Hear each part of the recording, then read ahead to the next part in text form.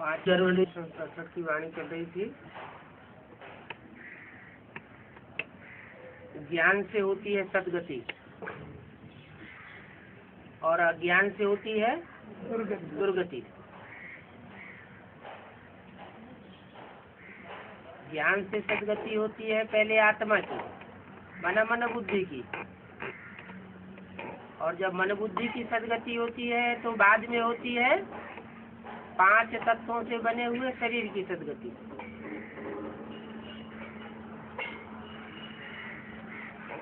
और जब अज्ञान से दुर्गति होती है तो पहले आत्मा की दुर्गति होती है, फिर शरीर की भी दुर्गति होती है। 5 तत्वों की दुर्गति होती है। दुर्गति माना तामसिक, सदगति बना सात्विक। तो अभी प्रकृति भी सात्विक नहीं है और आत्मा भी सात्विक नहीं है। सतयुग में आत्मा भी सात्विक थी और प्रकृति भी सात्विक थी। आत्माओं के स्वभाव संस्कार के ऊपर प्रकृति का भी मदार है, क्योंकि प्रकृति जड़ है और आत्मा चैतन्य है।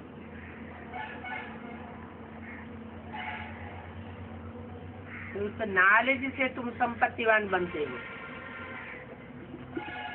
ये ईश्वरीय नॉलेज है। एक जन्म तुम यह ईश्वरीय नॉलेज लेते हो, आत्मा में ज्ञान के संस्कार भरते हैं और जन्म जन्मांतर के लिए तुम संपत्तिवान बन जाते हो। यहाँ के ज्ञान के संस्कार जन्म जन्मांतर चलते हैं और धनवान भी बन जाते हो। यहाँ के ज्ञान रतन अनेक जन्मों के लिए स्थूल रतन बन जाते हैं। तुम कोई भी मंदिर में जाएंगे तो झट समझेंगे। जैसे दिल वाला मंदिर है, वो तो जड़ है। तुम जानते हो कि ये दिलवाड़ा मंदिर है, हमारी यादगार है। और दिलवाड़ा मंदिर में 2 प्रकार के मंदिर दिखाए गए। एक नीचे की ओर गोरी मूर्तियां रखी हुई है और एक ऊपर पहाड़ी पर काली मूर्तियों का मंदिर है। जो काली मूर्तियों का मंदिर है वो ऊपर क्यों रखा गया है और गोरी मूर्तियों का मंदिर नीचे क्यों रखा गया है? कालों को तो नीचे होना चाहिए। कलयुग में होते हैं काले और सतयुग में होते हैं गोरे। तो सतयुग ऊंचा युग है या कलयुग ऊंचा युग है? फिर हाँ, संगम युग की यादगार है कि संगम युग में जो काले बन जाते हैं, श्याम बन जाते हैं, और जितने जास्ती श्याम बने हैं अंतिम जन्म में, उतने जास्ती वो सुंदर बनते हैं। जो गोरी मूर्तियों का मंदिर है वो विजयमाला की आत्माओं की यादगार है। ब्रह्मा जैसे पुरुषार्थियों की यादगार है। जैनियों के 2 प्रकार के मंदिर होते हैं, एक श्वेतांबर और दूसरा दिगंबर। श्वेतांबर मंदिर में सफेद मूर्तियां होती हैं और वो मंदिर नीचे की ओर बने हुए होते हैं, और दिगंबर मंदिरों में काली मूर्तियां होती हैं और वो मंदिर ऊंचाई पर बने हुए होते हैं। कहाँ की यादगार है? बेसिक नॉलेज और एडवांस नॉलेज की यादगार। बेसिक नॉलेज में जिन आत्माओं ने पुरुषार्थ किया है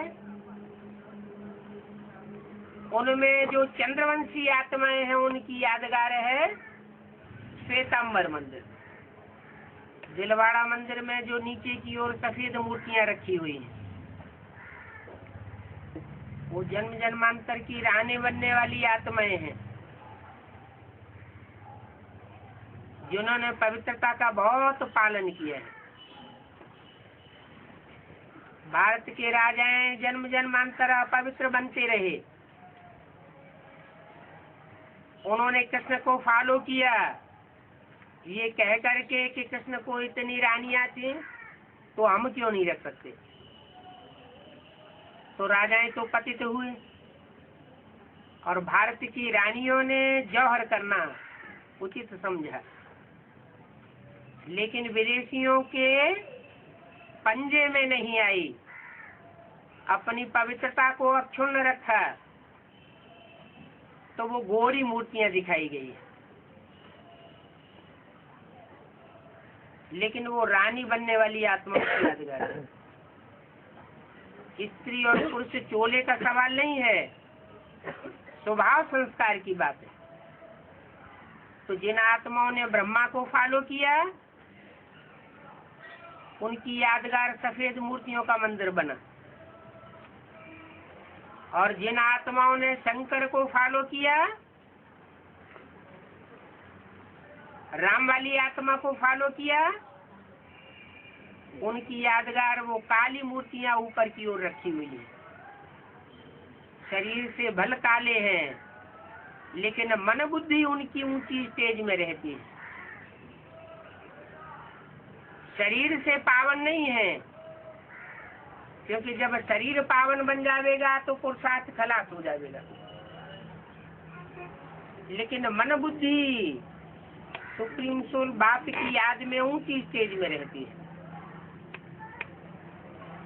तो तुम कोई भी मंदिर में जावेंगे, चाहे हिंदुओं के मंदिर में जावे, चाहे जैनियों के मंदिर में जावे, बौद्धियों के मंदिर में जावे, तुम तो झट समझ जावेंगे। जैसे दिलवाड़ा मंदिर है, वो भी जड़ है, और ये है चैतन्य,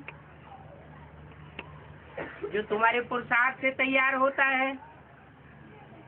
हूबहू जैसे यहाँ झाड़ में दिखाया हुआ है, वैसे ही मंदिर बना हुआ है। ऊपर भीत में सारा स्वर्ग दिखाया है। दिलवाड़ा मंदिर में ऊपर छत की ओर देवताओं की मूर्तियां दिखाई गई, तो समझ लिया कि स्वर्ग कोई ऊपर होता होगा। वो ऊपर होने की बात नहीं है, बल्कि पुरुषार्थ की संपन्नता की स्टेज में ऊंची स्टेज की बात है। कैसी स्टेज की बात है? जिसका नाम रख दिया है स्वर्ग। स्वर्ग अपनी आत्मिक स्टेज में चला गया। तो जो आत्मिक स्टेज में स्थित हो जाते हैं, वो स्वर्ग का अनुभव करते हैं। जब तक देवान की स्थिति है, देवान का अनुभव करते हैं, तब तक नरक में पड़े। देवान से बनता है नरक, और आत्माभिमान से बनता है स्वर्ग। तो स्वर्ग को ऊपर दिखाया गया है। ऊपर माना ऊंची स्टेज। ऐसे नहीं कि ऊंची स्टेज ही स्वर्ग होता है और प्रैक्टिकल में स्वर्ग होता ही नहीं है। नहीं, वो स्टेज जो आत्मा की आत्मिक स्टेज परिपक्व बन जाती है एक बार, फिर वो आत्मा 2500 वर्ष तक लगातार स्वर्ग का अनुभव करती है। वहाँ फिर पुरुषार्थ करने की दरकार नहीं रहेगी। लेकिन वहाँ का कोई गायन नहीं है शास्त्रों में। और अभी संगम युग में हम जो आत्मिक स्थिति में रहने का पुरुषार्थ करते हैं, यहाँ हमको संघर्ष करना पड़ता है। देह अभिमान और आत्माभिमान की लड़ाई चलती है, उसको कहते हैं माया की लड़ाई। अभी अभी देह अभिमान और अभी अभी आत्माभिमान। बुद्धि में जब ज्ञान ठहरता है तो आत्माभिमानी बनते हैं, और इस दुनिया के संग के रंग से जब अज्ञान बढ़ता है तो देवानी बन जाते हैं।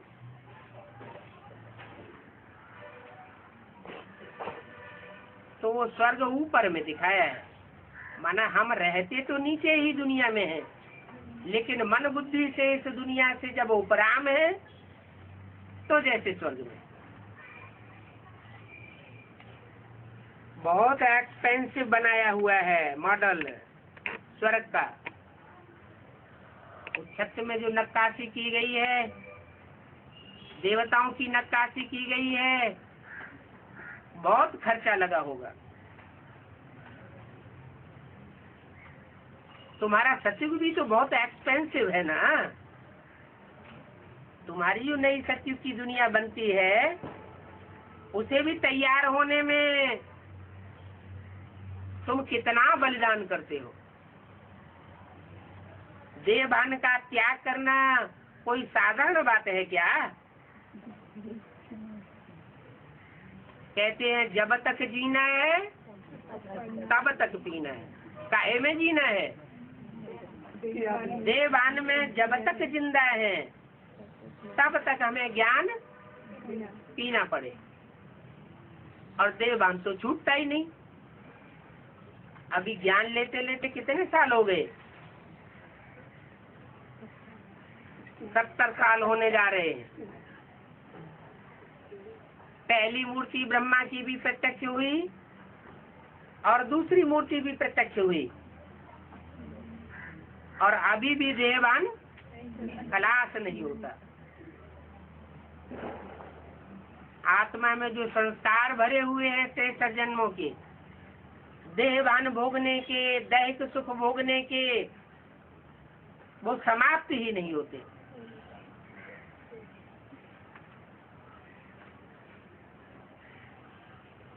क्यों नहीं समाप्त होते?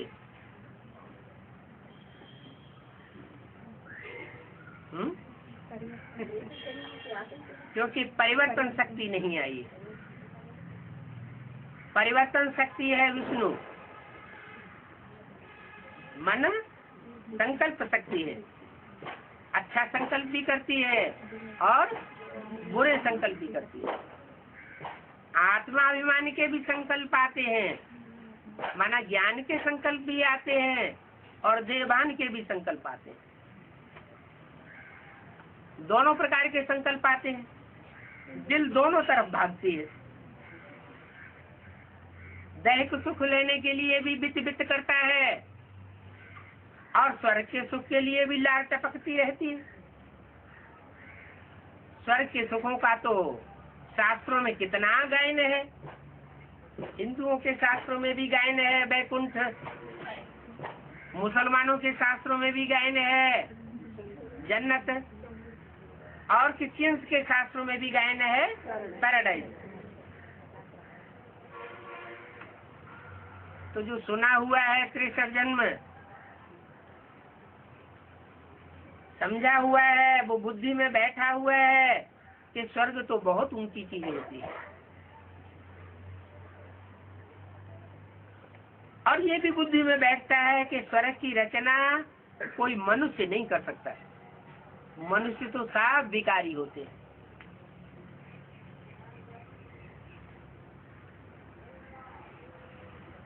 मनुष्यों के द्वारा, मनुष्य गुरुओं के द्वारा ये सृष्टि नरक बनती आई है। हजारों साल की हिस्ट्री हमारे पास मौजूद है। तो बात बुद्धि में बैठती है कि नरक कौन बनाता है? नर माना मनुष्य, का माना करने वाला। नरक बनाने वाला कौन है? नर। नर माना मनुष्य, नर नरक बनाने वाला। उसका नाम क्या रख दिया? नरक। नर का जो नर करता है, माने मनुष्य जो कुछ करता है वो नरक बनाता है, और भगवान जो कुछ करता है उससे स्वर्ग बनता है। तो किसकी रचना श्रेष्ठ हुई? भगवान की रचना श्रेष्ठ है। मनुष्य तो इन आंखों से दिखाई पड़ता है? मनुष्य तो इन आंखों से दिखाई पड़ता है। नर मानो मनुष्य, लेकिन नर से जो नारायण बनाने वाला है वो इन आंखों से दिखाई नहीं पड़ता। मनुष्यों को तो झट पहचान लेते हैं। ये संत जी महाराज आए, ये गुरु जी महाराज आए, ये महामुनि आए, ये ऋषि मुनि आए, झट पहचान लेते हैं। लेकिन भगवान को पहचानने में बड़ा रोला माया डालती है। ज्ञान की दृष्टि से पहचानते भी हैं, फिर माया रोला डाल देती है। तो एक तरफ पहचानना, दूसरी तरफ भुलाना। बार बार पहचानते हैं, बार बार भूलते हैं। बार बार निश्चय बुद्धि होते हैं और बार बार अनिश्चय बुद्धि बन जाते हैं। तो जब भगवान को पहचानेंगे ही नहीं, जानेंगे ही नहीं, तो उसकी मत पर चल करके स्वर्ग कैसे बनाएंगे? आत्म की स्थिति में जाना कैसे होगा? तो पहली बात क्या आती है? बाप को पहचानना। किसके बाप को पहचानना? नर के बाप को पहचानना या आत्मा के बाप को पहचानना? एक तरफ है नरक और दूसरी तरफ है स्वर्ग। शब्द है ना, शब्दों के अर्थ भी है। स्व माने आत्मा, ग माने गया। आत्म की स्थिति में जाने का नाम है स्वर्ग। वहां से फाउंडेशन पड़ता है स्वर्ग का। और नर माना मनुष्य का माना करने वाला। मनुष्य जो कुछ करता है वो क्या करता है? नरक करता है, नरक बनाता है। तो मनुष्य की रचना और भगवान की रचना। अब हम रचना तो रचना चाहते हैं, भगवान के बच्चे तो बनना चाहते हैं, क्योंकि भगवान के बच्चे डायरेक्ट हैं स्वर्ग में जाने वाले देवताएं। भगवान के बच्चे देवताएं हैं जो डायरेक्ट भगवान के बच्चे बनते हैं। प्रैक्टिकल में आए हुए भगवान के बच्चे बनते हैं या बिंदी भगवान के बच्चे बनते हैं? प्रैक्टिकल में जो भगवान इस सृष्टि पर आकर के पार्ट बजाता है, पार्टधारी बनता है, हम उसके बच्चे बनते हैं। तो प्रैक्टिकल में कैसे आता है? वो तो बिंदु है तो हम आत्मा भी बिंदु। लेकिन हम तो जन्म मरण के चक्कर में आते हैं, गर्भ से जन्म लेते हैं, 84 के चक्कर में आते हैं। वो भगवान 84 के चक्र में नहीं आता, वो गर्भ से जन्म नहीं लेता, वो स्वर्ग और नरक के सुखों को नहीं भोगता, सुखों को नहीं भोगता। सुख दुख से परे है। वो आत्मा भी अगर 84 के चक्र में आने लगे तो हमको छुड़ाने वाला कोई नहीं। तो वो जो आत्मा सुप्रीम सोल तुरीय आत्मा है, वो तुरीय आत्मा नरक बनाने वालों में जो बड़े से बड़ा नर है उसमें आती है। वो भोक्ता सुप्रीम सोल, और जिसमें आता है वो भोक्ता। वो सबसे बड़ा अभोक्ता और वो सबसे बड़ा भोक्ता। अभोक्ता भोक्ता में आता है। अब कैसे पहचाना जाए? एक महा अभोगी अभोक्ता और एक महाभोगी, तो माया को मौका मिल जाता है। क्या मौका मिल जाता है? वायलोरा डालने का। हमारी बुद्धि में घड़ी घड़ी माया वायलोरा डालती है कि ये एवर प्योर भगवान है या एवर इम्प्योर है, शैतान है। इसलिए मुरली में भी बोल देते हैं राम ही रावण बनता है और कृष्ण ही कंस बनता है। तो बुद्धि और घोटाले में पड़ जाती है। ये क्या चक्कर, कहाँ राम और कहाँ रावण। एक तरफ कहते हैं कि राम से ज्ञान आता है, राम एक है और रावण के अनेक मुख हैं। रावण के जो अनेक मुख हैं वो अनेक मत देने वाले हैं और राम को एक मुख है, वो एक मत देने वाला है। तो राम रावण कैसे बन सकता है?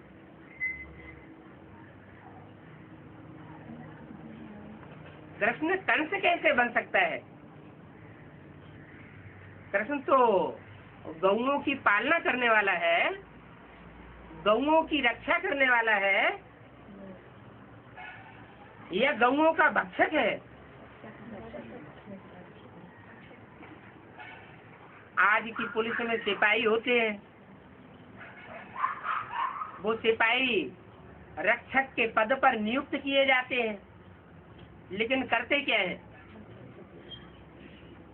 चोर डकैत जितना बुरा काम नहीं करते उससे जास्ती बुरा काम आज की पुलिस करती है। तो नाम उसका क्या पड़ गया? पुलिस। क्या चोर डकैतों का तो नाम ही चोर डकैत है। वो कोई पोल पट्टी की बात नहीं कि है ही चोर, लेकिन ज्यादा पोल पट्टी किसमें भरी हुई है? इसमें। तो जिसमें ज्यादा पोल पट्टी भरी हुई है उसका नाम पुलिस। मना है तो रक्षक का काम करने वाले, लेकिन करते क्या है? पब्लिक का भक्षण करते जा रहे हैं। भ्रष्टाचार फैलता जा रहा है, चोरों को तरजीह देते हैं और साहूकारों को पकड़ के जेल में डाल देते हैं। तो पोल पट्टी भरी हुई है ना, बाहर से दिखाते कुछ और है, अंदर से कुछ और है। तो कलयुग में यही गति हो जाती है। सतयुग के आदि में जो नर है, जो भगवान के आदेश पर श्रेष्ठ पुरुषार्थ करके नर से नारायण बन सकता है, वही कलयुग के अंत में अनेक मतांतरों के बीच में आते आते राम से रावण बन जाता है, कृष्ण से कंस बन जाता है। और ये बनना भी जरूरी है। क्यों? इसलिए जरूरी है कि लोहे से लोहा काटा जा सकता है और विष से विष मारा जा सकता है। कोई को सांप काट लेता है तो भयंकर जहरीले काले फन वाले सांप का विष निकाल करके शीशियों में सुरक्षित करके इंजेक्शन में रखते हैं और वो सांप का विष उसको लगाते हैं ताकि उससे वो विष कट जाए। तो ये गति है। स्थापना का काम प्योरिटी से होता है और विनाश का काम इम्प्योरिटी से होता है। वही कृष्ण की आत्माएं, वही राम की आत्माएं आज में जो पार्ट बजाती है संगम युग में, वो स्थापना का पार्ट बजाती है, श्रेष्ठ पालना का पार्ट बजाती है। शिव की पालना यज्ञ के आदि में प्रसिद्ध थी। दादा लेखराज ब्रह्मा तो बाद में हुए, उनसे भी पहले पालना कौन करता था? शिव के द्वारा पालना होती थी। तो वो आत्मा स्थापना में भी अग्रगणी थी, राम और कृष्ण की आत्मा। और जब वही आत्माएं तामसी बनती है और तामसी बच्चों के प्रिय संपर्क संसर्ग में आती है, तो उसमें भी वो सबका माँ बाप बनती है। अच्छे में भी माता पिता और बुरे में भी माता पिता। जो अच्छे से अच्छे देवताएं हैं उनके भी माता पिता हैं, और बुरे से बुरे जो दैत्य हैं असुर हैं उनके भी माता पिता हैं। तो पाठ भी उनको वैसा ही बजाना पड़े। जब काली दुनिया बन जाती है, दुखदाई बन जाती है, तो महाकाल और महाकाली चाहिए। वो रामकृष्ण की आत्माएं विकराल रूपधारी पार्ट बजाती है। ये नियम है कि जो जितना प्यार करता है वो उतना मार भी देने वाला बनता है। ब्रह्मा की सोल ने बच्चों को अति प्यार दिया, इतना प्यार दिया, इतना प्यार दिया कि प्यार देने की होड़ में 500-700 करोड़ मनुष्य आत्माओं से भी आगे गया। क्योंकि जो प्यार देता है वो सहन भी करता है। बहुत सहन किया। जिन बच्चों को प्यार दिया उन बच्चों ने धोखा देकर के उनका हार्ट फेल कर दिया, फिर भी उनके प्रति बुरा भाव नहीं आता है। स्थूल शरीर छूट जाता है, सूक्ष्म शरीर मिलता है, तो भी उन बच्चों की परवरिश करते हैं, पालना करते हैं। लेकिन हर बात की कोई हद होती है। जिन बच्चों के साथ ब्रह्मा की सोल ने इतना अच्छा पार्ट बजाया, सहनशीलता का पार्ट बजाया, प्यार का पार्ट बजाया, और बच्चों ने उनके साथ धोखा दिया, अत्याचार किया, तो अत्याचारी उन बच्चों का हिसाब किताब नहीं बनता है क्या? बनता है या नहीं बनता है? 100 गुना बोझ चढ़ता है या नहीं चढ़ता है? वो हिसाब किताब तो पूरा होगा। पूरा होगा या नहीं होगा? होगा। असंगम युग में ही पूरा होगा या सतयुग त्रेता में पूरा होगा?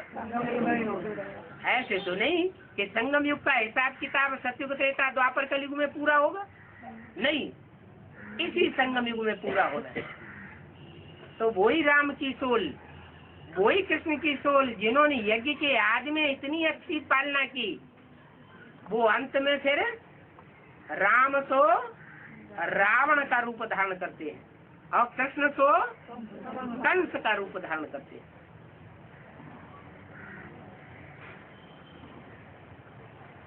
तो माँ बाप ज्यादा पावरफुल होते हैं या बच्चे ज्यादा पावरफुल होते हैं? माँ बाप पावरफुल ज्यादा होते हैं। तो ज्यादा पावरफुल होने की वजह से और दूसरे उनको सुप्रीम सोल की भी पावर मिलती है। जब स्थापना पालना का पार्ट बजाते हैं तो भी उसकी पावर मिलती है, और जब विनाशी पार्ट बजाते हैं तो भी उनकी पावर मिलती है। तो कौन जीतते हैं? बच्चे जीतते हैं या माँ बाप जीतेंगे?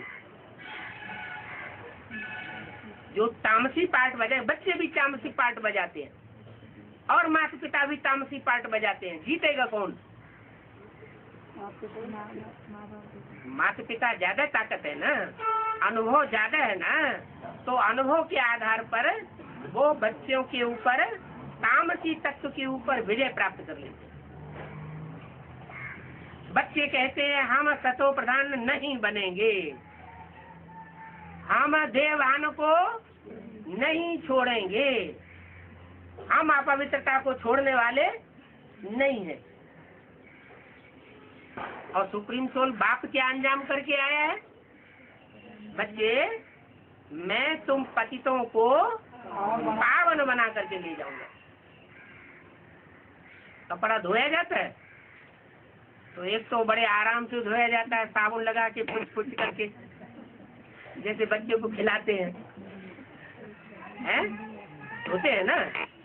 और ऐसे धोने से नहीं साफ होता है, तो फिर जैसे धोबी धोता है, पाटा बनाया हुआ है और लेता है और धार, तो धार पाड़ करता जाता है। तो ऐसे ही है, सीधे सीधे तरीके से बच्चे नहीं मानते हैं। 70 साल हो चुके, ब्रह्मा के माता के रूप से भी पढ़ाई पालना दी, रास्ता बताया, नहीं माने। और बाप के रूप में भी, बाप के प्यार के रूप में भी, अर्धनारीश्वर के रूप में भी पढ़ाई और कोई परिवर्तन नहीं हुआ। और ही पतित बन गए कि कुछ पावन बने। क्या स्थिति है? चाहे बेसिक नॉलेज वाले हो, चाहे एडवांस नॉलेज वाले हो, ऊंची स्टेज में जा रहे हैं या नीची स्टेज में जा रहे हैं? नीची स्टेज में जा रहे हैं। तो फिर टेढ़ी उंगली किए बगैर घी निकलता नहीं है। क्या सीधा सीधा चंद्रमा होता है तो उसको राहु पकड़ लेता है, और चंद्रमा टेढ़ा होता है तो राहु उसको पकड़ नहीं पाता।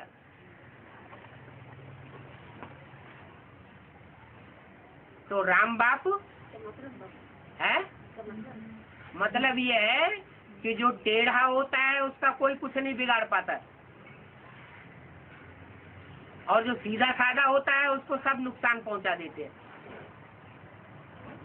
तो रामकृष्ण की आत्माएं जब सीधा सीधा पाठ बजाती है तो बच्चे उनको नुकसान पहुंचाते हैं, धोखा देते हैं, निश्चय पत्रों में कुछ लिखते हैं और करते कुछ है। तो धोखा देना हुआ ना। तो फिर सीधा रूप ही धारण करके रहेंगे। रामकृष्ण जो माता पिता हैं, या वो टेढ़ा रूप भी धारण करेंगे? और टेढ़ा रूप धारण करना जरूरी है या नहीं है? जरूरी हो जाता है। तो फिर वो महाकाल और महाकाली का पाठ चलता है, उलट बांसी चलती है। और जहाँ ऐसा विकराल रूप धारण होता है, प्रकृति माता विकराल रूप धारण करती है और बाप भी विकराल रूप धारण करता है, तो बच्चे डर जाते हैं।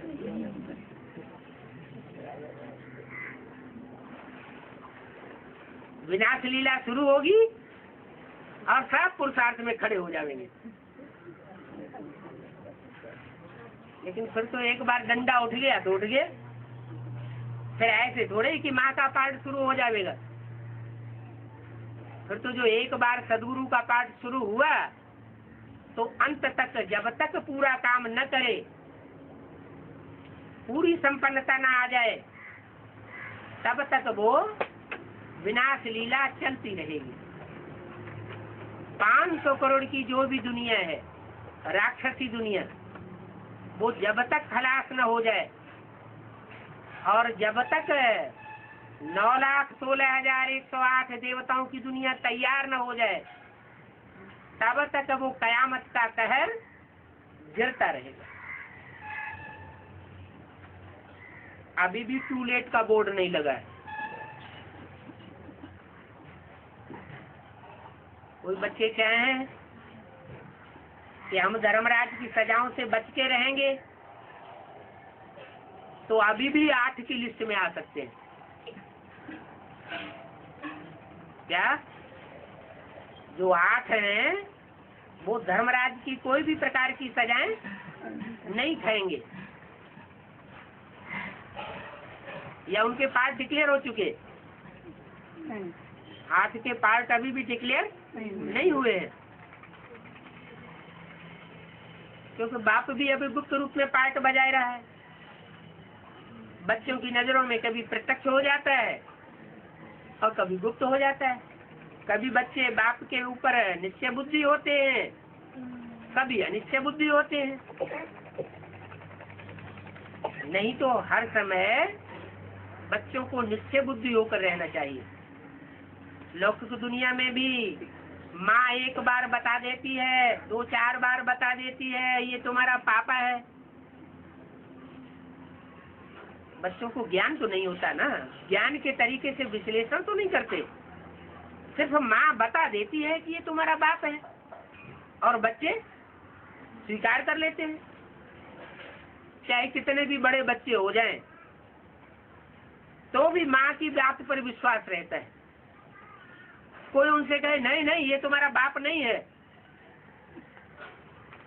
तुम्हें झूठा बता दिया है, क्या तुमने देखा है कि ये तुम्हारा बाप है? अरे देखता कौन है? कोई अपने बाप को बाप बनते हुए देखता है क्या?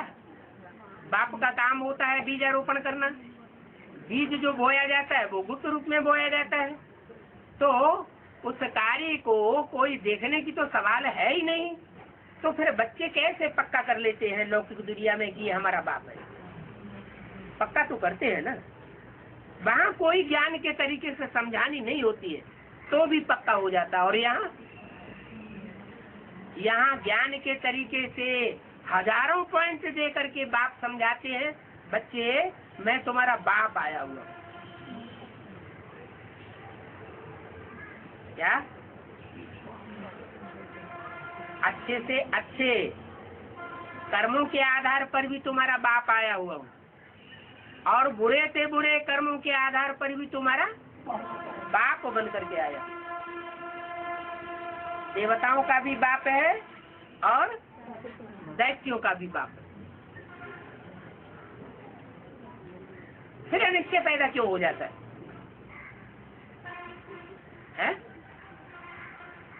क्या कारण है? नहीं, 63 जन्मों में विधर्मी आत्माओं के संग के रंग में इतने रंगते रहे हैं कि बार बार बुद्धि में पक्का करने के बावजूद भी माया वायलोरा डाल देती है।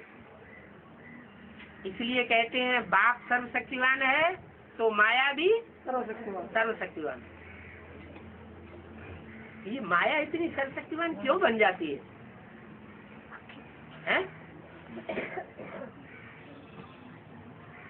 इसका कारण क्या है?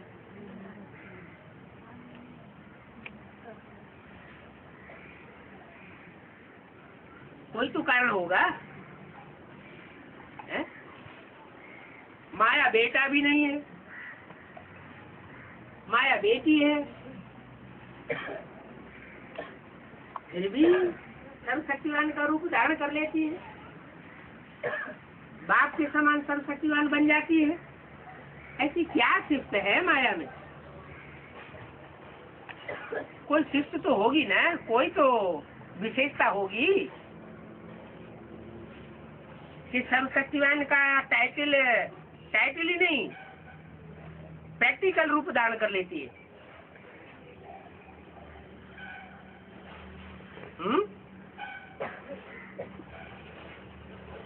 नहीं आता बुद्धि में। बुद्धि से पहले सरेंडर होती है। क्या? बच्चे तन से, धन से, समय से, संपर्क से, संबंधियों से सरेंडर होते हैं, लेकिन बुद्धि से सरेंडर नहीं होते। बुद्धि फिर भी चलाते रहते हैं। किसी ने कुछ सुनाया, ये बात ऐसे है, ऐसे नहीं है। हाँ, ये बात तो सही है, ये बात ऐसे हो सकती है, तो बुद्धि चलायमान हो जाती है। और माया जब एक बार समझ जाएगी तो वो टच से मत होने वाली नहीं है, किसी के समझाने वाली नहीं है। वो बुद्धि से पूरा सरेंडर होकर के चलेगी। इसलिए बोला है कि सबसे पहले माया सरेंडर होगी जब प्रत्यक्षता होगी। तो अभी तो बाप गुप्त पार्ट बजा रहा है, तो प्रत्यक्षता होने तक माया जब तक प्रत्यक्षता पूरी नहीं होती है तब तक माया सरेंडर होने वाली नहीं। बच्चे भी कहाँ सरेंडर हो रहे हैं? तो सरेंडर होने तक तो सताते रहते। तो माया बच्चे भी कहाँ सरेंडर हो रहे हैं?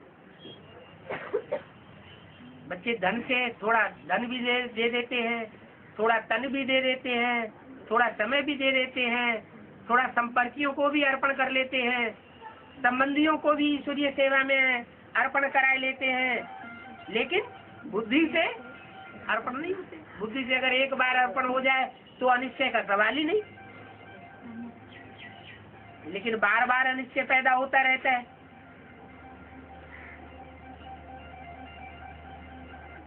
इसलिए बच्चे सब सत्यवान की लिस्ट में नहीं आ पाते, नंबरवार बनते हैं। जो आत्माएं जिस नंबर में परम धाम में प्रवेश करेंगी, निराकारी स्टेज में प्रवेश करेंगी, उसी नंबर में निराकारी, निर्विकारी, निरहंकारी देवता बनेंगी।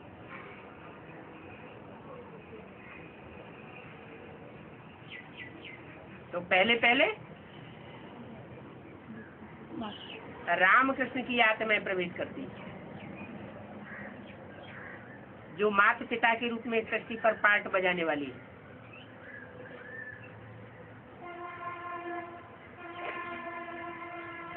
तो उनका नंबर आगे हो जाता है। फिर मायावी सृष्टि शुरू होती है।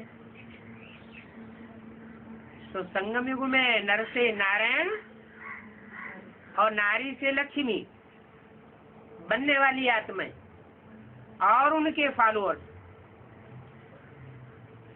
और सतयुग के पहले जन्म में कृष्ण और कृष्ण से नारायण बनने वाली आत्मा, और राधा से नारायणी लक्ष्मी बनने वाली आत्मा, और उनके जो भी फॉलोअर्स हैं। ये दो कैटेगरीज हैं जो देवत्व का पद पाती है प्रवृत्ति मार्ग में। दोनों की प्रवृत्ति बनती है, माँ बाप के रूप में नर नारायण की, नारी लक्ष्मी की, और बच्चों के रूप में राधा और कृष्ण और उनके फॉलोअर्स की। ये दैवीय सृष्टि हुई। और बाद में जो नंबर लेती है वो माया नंबर ले लेती है। माया जो नंबर लेती है वो भी सर्वशक्तिवान की स्टेज में आ जाती है। सत्युग त्रेता में नहीं, सत्युग त्रेता में वो माया बेटी होगी तो, लेकिन उनका आसुरीपना मर्ज होगा, इमर्ज नहीं होगा 2500 साल तक। और जैसे ही ऊपर से आत्माएं द्वापर युग में आएंगी, इब्राहिम, बुद्ध, क्राइस्ट आदि की आत्माएं, वैसे ही वो इमर्ज हो जाएगी। कोई तो रूट आउट नहीं होगा, हैं? रूट आउट नहीं होगा, कोई रूट आउट? रूट आउट माना पूरा जड़ से निकलना। हाँ, पूरा जड़ से निकलना होता है ना 2500 साल के लिए, मर्जी होता है। लेकिन बीज में जो चित्त होती है वो चित्त कभी खत्म नहीं होती। बीज अपने स्वभाव को नहीं छोड़ता। नीम का बीज है, कोई कहे मीठा हो जाए तो कैसे मीठा हो जाए? जो आत्मा में जो संस्कार जन्म जन्मांतर के भरे हुए हैं और जितने जन्मों के भरे हुए हैं, वो संस्कार तो ऑटोमेटिक नुदे हुए हैं, अनादि नुदे हुए हैं। वो सदा काल के लिए नष्ट नहीं हो सकते। हर एक आत्मा पहले जन्म में सदगति को पाती है, सात्विक स्टेज पकड़ती है, और आखिरी जन्म में तामसी स्टेज को पाती है। तो दुनिया की हर चीज 4 अवस्थाओं से पसार होती है, चाहे आत्मा हो, चाहे प्रकृति हो, प्रकृति के 5 तत्व हो, चाहे देवताएं हो, चाहे मनुष्य हो, चाहे दैत्य हो, चाहे ज्ञान हो, चाहे विकार हो। ज्ञान भी 4 अवस्थाओं से पसार होता है। पहले सत्व प्रधान ज्ञान होता है, और सतो सामान्य होता है, रजो प्रधान होता है, फिर लास्ट में ज्ञान भी तमो प्रधान हो जाता है। द्वापर युग के आदि में शास्त्रों में जो बातें थी वो फिर भी सच्ची थी। फिर बाद में जो मुख्य शास्त्र है गीता, उसमें कृष्ण का नाम डाल दिया देहधारी का, तो शास्त्र सब झूठे होने लगे, उनके इंटरप्रिटेशन झूठे होने लगे, सदो प्रधानता लोप होने लगी और तामसी तत्व शास्त्रों में आ गया, क्योंकि इंटरप्रिटेशन ही झूठा हो गया। तो दुनिया की हर चीज 4 अवस्थाओं से पसार होती है, और सुप्रीम सोल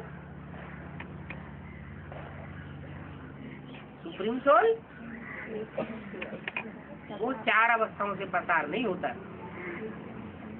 वो सदा शिव है। शिव है माना कल्याणकारी है। कल्याणकारी तब है जब सच्चा है। जो सत्य होता है वही कल्याणकारी होता है, इसलिए कहते हैं सत्यम शिवम। और जो सच्चा भी है, कल्याणकारी भी है, वही सुंदर होता है, नहीं तो सुंदर हो नहीं सकता। तो वो तुरीय आत्मा है जो 4 अवस्थाओं से पसार नहीं होती। वो 5000 साल परम धाम में पड़ी रहती है। लेकिन और भी तो आत्माएं हैं जो 5000 साल परम धाम में पड़ी रहती हैं। सन 36 तक भी पड़ी हुई थी और अभी भी परम धाम से आत्माएं उतर रही है। तो वो भी तो 5000 साल तक परम धाम में रहती हैं। फिर वो क्यों 4 अवस्थाओं से पसार होती है?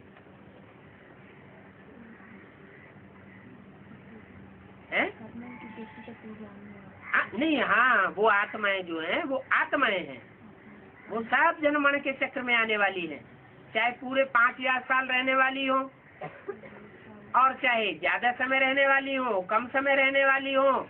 आत्माओं को तो 4 अवस्थाओं से पसार होना ही है इस सृष्टि पर आकर। परमात्मा भी इस सृष्टि पर आता है संगम में, लेकिन वो अपनी स्थिति को मेंटेन करके रखता है।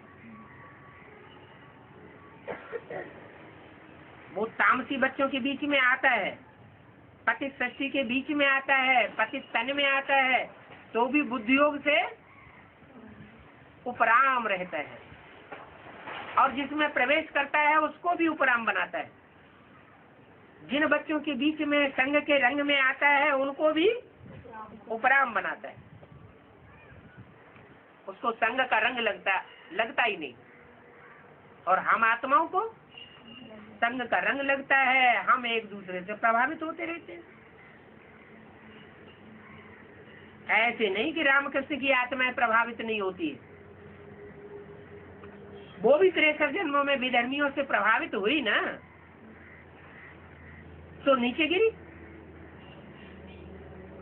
सुप्रीम सोल एक ऐसा है जो कभी किसी से प्रभावित नहीं होता, उसको संग का रंग नहीं लगता। वो अपने संग का रंग बच्चों को लगाता है, जो बच्चे हिम्मत करते हैं। हिम्मत करेंगे तो संग का रंग लगेगा, हिम्मत ही नहीं करेंगे, अरे पता नहीं जाने क्या हो जाएगा, या डर जाएंगे तो संग का रंग नहीं लगेगा। हिम्मते बच्चे मददे बाप। एक कदम हिम्मत का बच्चों को जरूर बढ़ाना पड़ेगा। एक कदम बच्चे आगे बढ़ाते हैं तो बाप 100 कदम बढ़ के आगे आता है। तो ये अंतर है आत्माओं के पार्ट में और सुप्रीम सोल बाप के पार्ट में। आखिर सुप्रीम सोल बाप को क्या मिलता है, उसे प्राप्ति क्या होती है जो ये इतना पार्ट बजाता है?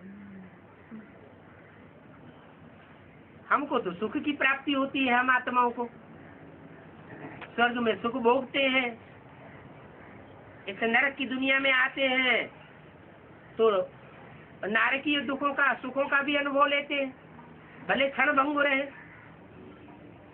देहभान का भी तो सुख होता है ना, चलो क्षण भंगुर होता है लेकिन होता तो है ना, तो हम तो अनुभव लेते हैं।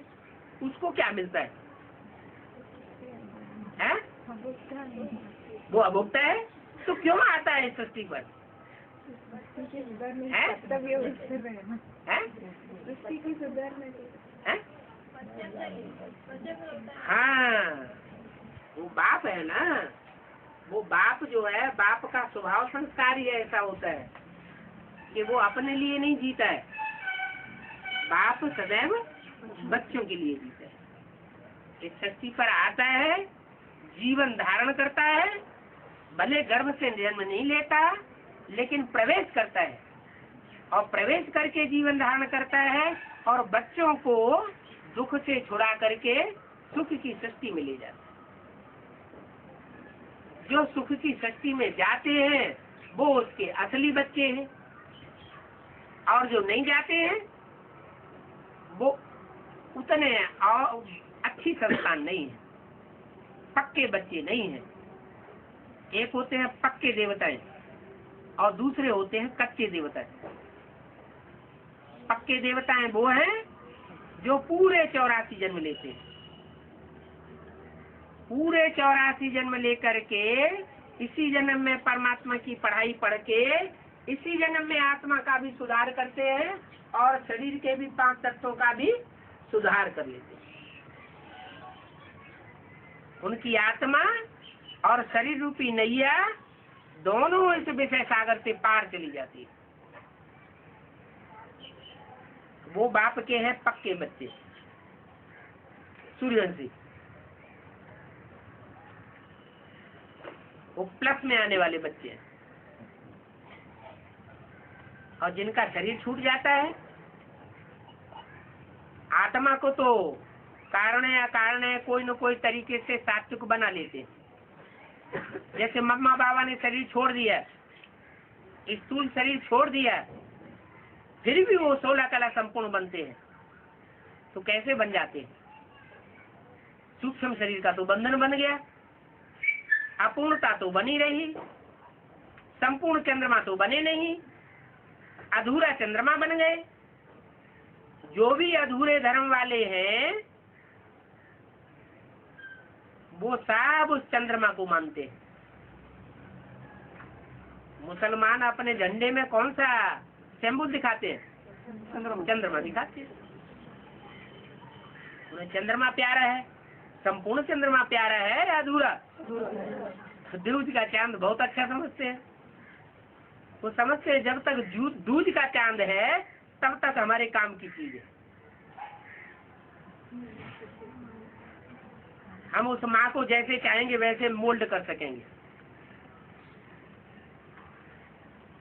जब संपूर्ण बन जाएगा फिर तो देवताओं का राज्य आ जाएगा, फिर हमारे काम की चीज नहीं है। तो चंद्रवंश और सूर्यवंश ये उस बाप की संतान है, श्रेष्ठ संतान है। और बाकी जो जन्म लेते हैं सतयुग के दूसरे जन्म में, चाहे दूसरा नारायण हो, नारायणी हो, चाहे उसकी प्रजा हो, उनके तो 83 जन्म हो जाएंगे। उसके बाद के नारायण होंगे, उनके एक एक जन्म और कम होते जाएंगे। जन्म कम होते जाएंगे तो कलाएं भी कम होती जाएंगी। कलाएं कम होंगी तो आत्मा में ज्ञान भी कम होता जाएगा, आत्मा की पावर घटती जाएगी। इसलिए वो कच्ची आत्मा है तो स्वर्ग में आने वाले देवताएं, लेकिन कच्चे देवताएं हैं। और वो कच्चापन कहाँ से आता है?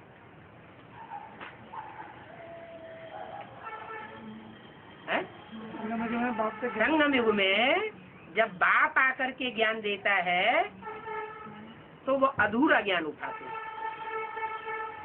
आपस में एक दूसरे में बुद्धि ज्यादा फंसाते हैं, जिसके लिए मुरली में बोला है कोई मम्मा के मुरीद, कोई बाबा के मुरीद। शिव बाबा को कोई पूछता ही नहीं। तो मम्मा बाबा में भी आत्माएं फंसती है और ब्रह्मा कुमार कुमारियों में भी फंसती है, जिसको कहते हैं सोने की जंजीर। सोने की जंजीर में जो आत्माएं फंस जाती है वो अपने को छुड़ाना बहुत मुश्किल हो जाता है। एक लौकिक संबंध है लोहे की जंजीर और अलौकिक संबंध है सोने की जंजीर। ज्यादा कास्टली संबंध कौन सा होता है? सोने की जंजीर ज्यादा कास्टली होती है तो छुड़ाए नहीं छूटती, मोह का बंधन टूटता ही नहीं, तो वो आत्माएं कमजोर पड़ जाती है। जैसे अभी एडवांस एनालिसिस कोई बेसिक वालों को सुनाते हैं तो कहते हैं कि आपकी नॉलेज सच्ची है, हम मानते हैं बहुत ऊंचा ज्ञान है, लेकिन जब तक दीदी दादी नहीं मानेंगी तब तक हम तुम्हारी बात मानने वाले नहीं। क्यों कहते हैं ऐसा?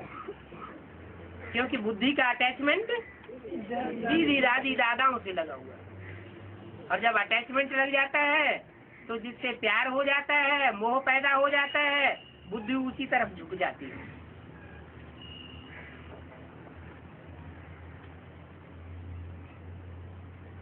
तो वो कच्ची आत्माएं बन जाती है। कच्ची कमजोर आत्माएं, कम जन्म लेने वाली आत्माएं, कम कलाओं वाली आत्माएं द्वापर युग जैसे ही शुरू होता है वो दूसरे धर्म में कन्वर्ट होने लगती है और भारतवासियों को धोखा दे जाती है। इसलिए भारतवासियों की जनसंख्या कम होती गई और दूसरे धर्म वालों की जनसंख्या दुनिया में बढ़ती गई। आज भारत में ही दूसरे धर्म के लोग ढेर सारे घुसे हुए हैं। दिल्ली में जाके देखें तो उसी तादाद में हिंदू भी रहते हैं और उसी तादाद में क्रिश्चियन भी रहे पड़े हैं, बौद्धी लोग भी उसी तादाद में, सिख लोग भी उसी तादाद में। थोड़ा सा फर्क होगा। हर धर्म की आत्माएं भारत की राजधानी दिल्ली में घुसी हुई है, तो सारे देश में भी यही हाल है। दूसरे धर्म के लोग सब घुसे हुए हैं, क्योंकि ये माता पिता का देश है। हर धर्म की आत्माओं को माता पिता की गोद में स्थान लेने का हक है। भगवान से प्यार लेने का हक है, लेकिन जो भारतवासी हैं वो भगवान बाप के प्रति हक अदा करते हैं, और जो विदेशी हैं जन्म जन्मांतर के वो हक अदा नहीं करते, धोखा दे देते हैं। ब्रह्मा की दाढ़ी की लाज नहीं रखते। अब ये प्रैक्टिकल में हो रहा है। ब्रह्मा के मुख से जो परमात्मा बाप ने जो वाणी चलाई, उस वाणी को विशेष महत्व देना चाहिए। मुख से निकली हुई बातों को विशेष महत्व देने वाले मुखवंशावली ब्राह्मण बनना चाहिए। तो मुखवंशावली ब्राह्मण नहीं बनते। मुरली क्या कहती है इससे जैसे कि कोई सरोकार ही नहीं, कुछ लेना देना ही नहीं। मुरली के महावाक्यों को जब चाहेंगे तब उखाड़ देंगे, उड़ा देंगे। पूरी मुरली की मुरली ही उड़ा देंगे, नहीं छापेंगे। तो मुखवंशावली हुए या कुखवंशावली हुए, मुक्कों को कोई प्यार करते, चाहे ब्रह्मा की गोद ली हो, चाहे मम्मा की गोद ली हो, चाहे ब्रह्मा कुमार कुमारियों की गोद में गए हो या उनसे अटैचमेंट किया हो, तो वो कुखवंशावली ब्राह्मणों की लिस्ट में आ जाते हैं। और ऐसे कुखवंशावली ब्राह्मण वो द्वापर युग से दैत्य के रूप में संसार में प्रत्यक्ष हो जाते हैं। अभी संगम युग में भी प्रत्यक्ष होने वाले हैं। इसलिए अव्यक्तवाणी में बोला है, अभी चेहरे तैयार हो रहे हैं, मूर्तियां तैयार हो रही हैं, कोई के राक्षसी चेहरे तैयार हो रहे हैं और कोई के देवी देवता के चेहरे तैयार हो रहे हैं। शास्त्रों में और जो गुफाएं बनी थी 2000 साल पहले, उन गुफाओं के चित्रों में और शास्त्रों के चित्रों में वो देवताओं के और असुरों के चित्र तो दिखाए हैं ना। तो वो चरित्र करने वाले कोई प्रैक्टिकल में हुए होंगे ना। कब हुए होंगे? सत्युग त्रेता में हुए होंगे या संगम युग में हुए होंगे? और संगम युग में अभी तैयार हो रहे हैं वो चित्र। तो अभी तो बहुत ध्यान देना है, कहीं ऐसा तो नहीं हम कोई देहधारी में फंसे हुए हों। अगर कोई देहधारी में फंसे हुए होंगे, बुद्धि उस तरफ लटक पड़ती होगी, तो फिर उसी की बात मानेंगे, मुरली की तरफ ध्यान नहीं जाएगा। अभी तो क्या होना चाहिए? एक शिव बाबा, दूसरा दूसरा न कोई।